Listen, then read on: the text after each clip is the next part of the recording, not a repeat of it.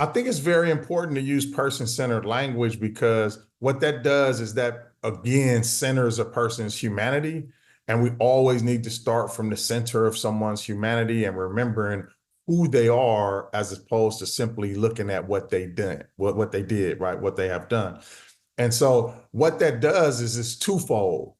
The person on the other side, so the person who is in law enforcement or the probation officer or the person working for the courts, when they use person-centered language, person-first language, and they calling folks by their name, what that does is it's a reminder to them to see the person's humanity.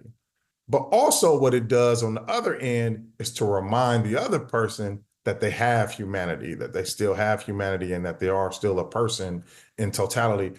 And then what that does is we know that approach dictates response. And so then that allows for the person to respond in a much better way, and it's way more effective. So I would even not use words like client, right? Like use the person's name, right? And talk about the person as a person to still allow for them to be able to feel that I'm really a person as opposed to a number or a statistic or I'm a client or any of that kind of language. Most people who have been involved with the justice system already have a very low esteem about themselves. They already feel bad. There's never anything good being said about people who are involved with the justice system.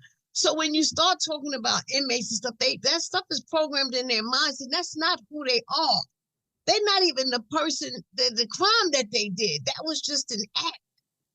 And the one crime that they did, they can't change. But however, things in this life can change. And what's so important is that I'm not an inmate.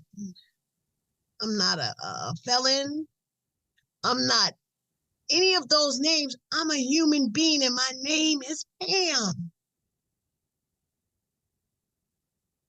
And most people respect that fact that I will call you and respect you for your name, but you won't call and respect me for mine. But I also want to transition just a touch into not just the item of language, but also the way that you see somebody at that particular time or juncture. So some individuals may come in poverty. Some individuals may have an educational background. Some individuals may be moms, maybe dads.